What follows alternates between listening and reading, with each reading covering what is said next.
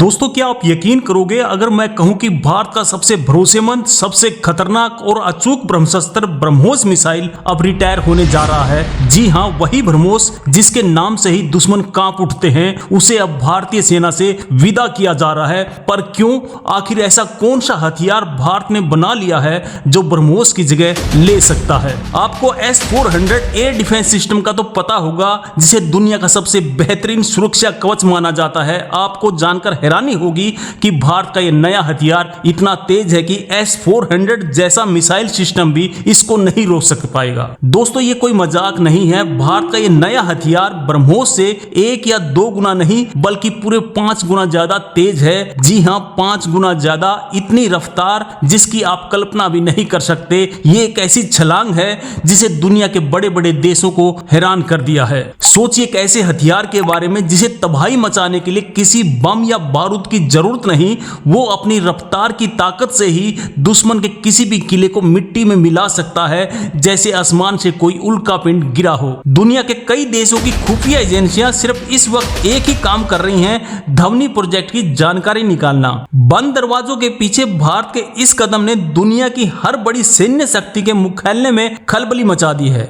आज तक operational hypersonic हथियार सिर्फ रूस के पास थे। अब इस एक्सक्लूसिव क्लब में भारत का नाम भी शामिल होने जा रहा है। अमेरिका और चीन जो सालों से कोशिश कर रहे थे, भारत ने वो कर दिखाया है। अब पाकिस्तान के लिए मुसीबत यह है कि वो इसके लिए कौन सा एयर डिफेंस सिस्टम खरीदेगा। शायद उन्हें एक ऐसा सिस्टम चाहिए होगा जो भविष्य को देख सके, क्योंकि जब तक ये मिसाइल दिखेगी तब तक तो सिर्फ धुआं ही दिखेगा। आमतौर पर मिसाइलों में विस्फोटक यानी बारूद भरा जाता है ताकि वो टारगेट पर जाकर धमाका कर सकें, लेकिन धवनी जैसी हाइपरसोनिक मिसाइल अपनी काइनेटिक एनर्जी यानी रफ्तार की ऊर्जा से इतनी ज्यादा तबाही मचाती है कि कई बार उसे विस्फोटक की जरूरत ही नहीं पड़ती। अकल्पनीय बात यह है कि धवनी को सिर्फ जमीन से नहीं बल्कि भविष्य में जहाजों, पनडुब्बियों और यहां तक कि सुखोई जैसे लड़ाकू विमानों से भी लॉन्च करने की योजना है। यानी दुश्मन के लिए जमीन, हवा और पानी कहीं भी कोई सुरक्षित जगह नहीं बचेगी। हाइपरसोनिक हथियारों का सबसे बड़ा डार्क सीक्रेट यह है कि ये पारंपरिक और परमाणु युद्ध के बीच की रेखा को धुंधला कर सकते हैं। इनकी रफ्तार और ताकत इतनी ज्यादा है कि दुश्मन समझ ही नहीं पाएगा कि उन पर पारंपरिक हमला हुआ है या परमाणु हमला हुआ है। ब्रह्मोस को रिटायर करने का मतलब ये नहीं कि वो बेकार हो गया है। ब्रह्मोस आज भी दुनिया का सबसे बेहतरीन सुपरसोनिक क्रूज मिसाइल है, लेकिन धवनी एक अलग लीग का हथियार है। ये भारत को सर्जिकल स्ट्राइक से भी एक कदम आगे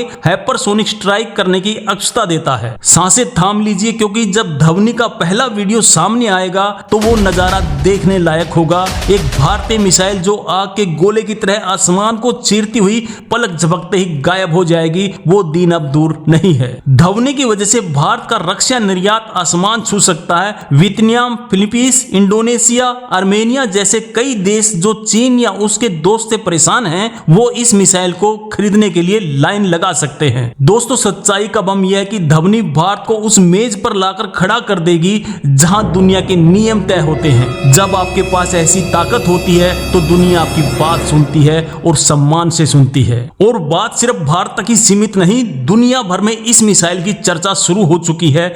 ग्रीस जैसे देशों के बड़े बड़े पत्रकार अपनी सरकार से कह रहे हैं कि मौका हाथ से जाने मत दो, भारत से इस नए हथियार को किसी भी कीमत पर खरीद लो। और सबसे चौंकाने वाली बात, ये कोई 10 साल बाद आने वाला सपना नहीं। खबरों के मुताबिक इस जानलेवा हथियार का टेस्ट अगले कुछ हफ्तों के अंदर ही होने वाला है। तैयारी पूरी हो चुकी है। दुनिया बस भारत के इस नए चमत्कार को देखने का इंतजार कर रही है। शुरुआती रिपोर्ट के मुताबिक धवनी का पहला वेरिएंट 1000 किलोमीटर से ज्यादा की रेंज का होगा। ये सीधे तौर पर पाकिस्तान के किसी भी कोने और चीन के बड़े हिस्से को अपनी जद में लेने के लिए बनाया गया है। ये एक स्ट्रेटेजिकल गेम चेंजर है। असली सच ये है कि धवनी का आना सिर्फ पाकिस्तान के लिए नहीं बल्कि चीन के लिए एक सीधा और स्पष्ट संदेश है। संदेश ये कि तुम्हारी विस्तारवादी नीतियों और सीमा पर हरकतों का जवाब देने के लिए अब भारत के पास एक ऐसा हथियार है जिसके तुम्हारे पास कोई भी जवाब नहीं। तो अब खेल बदल चुका है। ब्रह्मोस ने भारत को एक बड़ी ताकत बनाया, लेकिन धवनी भारत को एक सुपर पावर बनाने की अक्षमता रखता है। ये सिर्फ एक मिसाइल नहीं, ये भविष्य के युद्ध का हथियार है जो अब भारत के तर्कस में शामिल होने जा रहा है। दोस्तों यहाँ पर एक ट्विस्ट है। कुछ एक्सपर्ट का मानना है कि भारत ब्रह्मोस को पूरी तरह से रिटायर नहीं करेगा,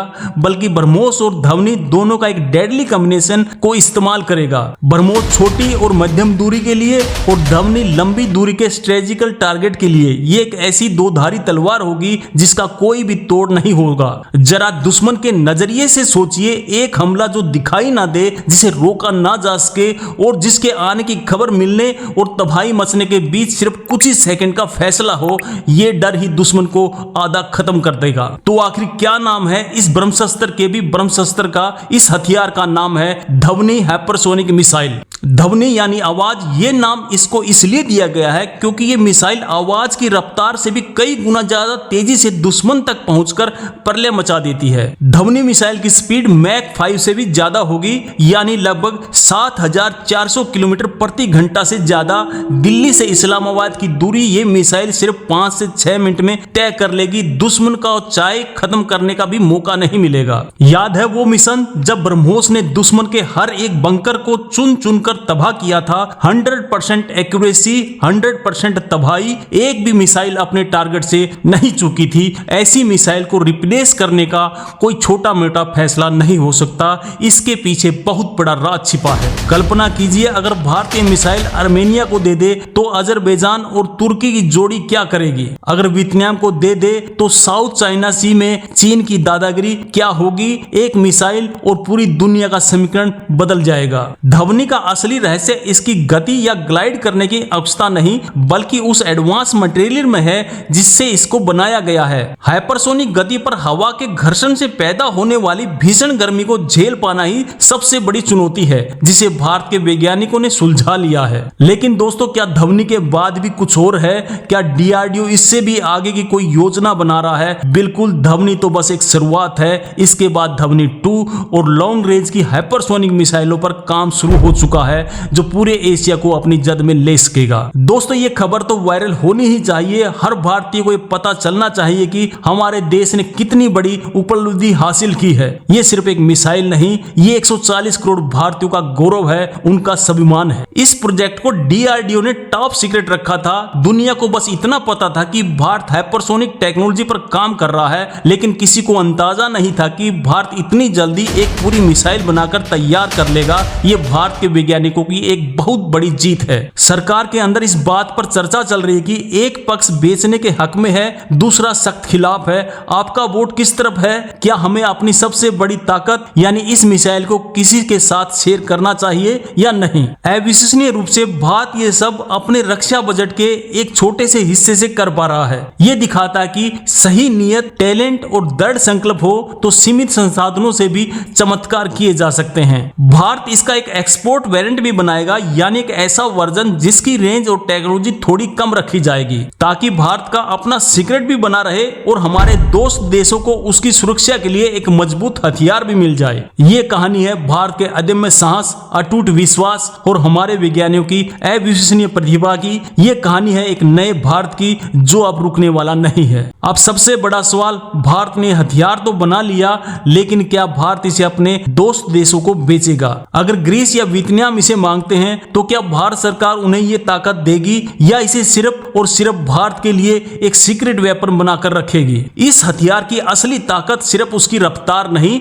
बल्कि इसका एक शातिर दिमाग भी है। लॉन्च होने के बाद ये अपना रास्ता खुद बदल सकता है, दुश्मन को चकमा दे सकता है। ये एक ऐसा चक्रव्यूह रास्ता है जिसे भेद पाना किसी भी दुश्मन के बस की बात नहीं है। चीन जो अपने हाइपरसोनिक ग्लाइड व्हीकल DF-70 पर इतना इतराता है, अब उसे भी सोचने पर मजबूर होना पड़ेगा। अब ऊंट पहाड़ के नीचे आ गया है और इस पहाड़ का नाम है धवनी मिसाइल। ये सवाल दिमाग घुमा देगा। अगर इस मिसाइल को रोका नहीं जा सकता तो क्या इसका मतलब है कि भविष्य के युद्ध कुछ ही मिनटों में खत्म हो जाएंगे और जो पहले बटन दबाएगा वही जीतेगा? ये एक ऐसा खतरनाक लेकिन सच्ची संभावना है। इसे बेचने के फायदे भी हैं और नुकसान भी। फायदा यह कि भारत को अरबों डॉलर मिलेंगे और हमारे दोस्त मजबूत होंगे, लेकिन नुकसान यह कि टेक्नोलॉजी टेक्नोलॉजी दुश्मन के हाथ भी लग सकती है। ये एक बहुत बड़ा और मुश्किल फैसला है। अब आते हैं उस सवाल पर कि ग्रीस जैसे देश इसे खरीदना क्यों चाहते हैं, क्योंकि ग्रीस दुश्मन है तुर्की का और तुर्की पाकिस्तान का सबसे बड़ा दोस्त है।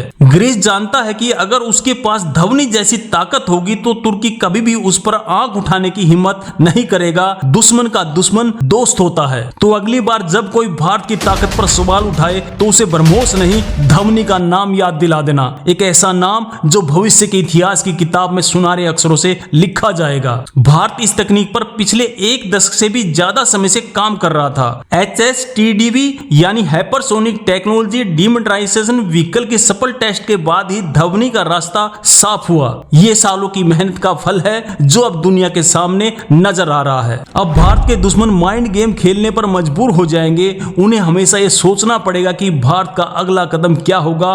क्या वो धवनी का इस्तेमाल करेगा? ये मनोवैज्ञानिक बढ़त युद्ध में बहुत बड़ी भूमिका निभाती है। और दोस्तों, आखिरी राज, धवनी को बनाने में भारत की प्राइवेट कंपनियों ने भी DRDO का साथ दिया है। ये दिखाता है कि अब भारत का प्राइवेट सेक्टर भी देश की रक्षा में कंधे से कंधा मिलाकर खड़ा है। ये एक नए युद्ध की शुरुआत है। भारत ने चुपचाप जो कामयाबी हासिल की है वो कमाल की है। जब दुनिया कोरोना, युद्ध और आर्थिक मंदी में उलझी थी तब भारत के वैज्ञानिक चुपचाप देश के लिए ये अभेद्य कवच और ब्रह्मास्त्र को तैयार कर रहे थे। ये नया हथियार दुश्मन के रडार के लिए लगभग भूत की तरह है। जब तक दुश्मन को पता चलेगा कि हमला हुआ है तब तक हमला हो चुका होगा, तबाही मच चुकी होगी और उनका खेल खत्म हो चुका होगा। इसे पकड़ना लगभग नामुमकिन है। ये धवनी मिसाइल हमारे देश के उन गुमनाम हीरो, हमारे वैज्ञानिकों को एक सलाम है जो चुपचाप बिना शोहरत के देश को सुरक्षित करने के लिए दिन रात काम करते हैं। ये मेड इन इंडिया की